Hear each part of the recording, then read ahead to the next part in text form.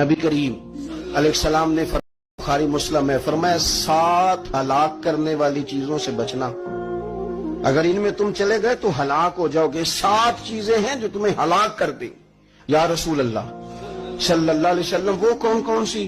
तो हुजूर ने फरमाया अल्लाह के साथ शरीक ना करना, हलाक हो जाओगे। दूसरा नबी पाक सल्लल्लाहु अलैहि वसल्लम ने फरमाया जादू ना करना, हलाक हो जाओगे, हलाक। और यार जिसे हुजूर फरमा रहे हैं हलाक हो जाए वो बचेगा।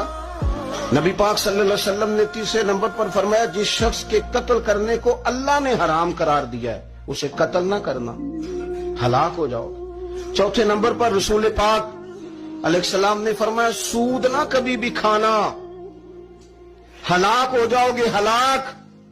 बड़ी बड़ी दलीलें दी बैंक वालों ने, बड़ा समझाया तो हाजी साहब मान गए, मोहतरम मान गए, कहने लगे नहीं जी नहीं वो कारोबार में लगाते हैं, बड़े भोले वाले हैं।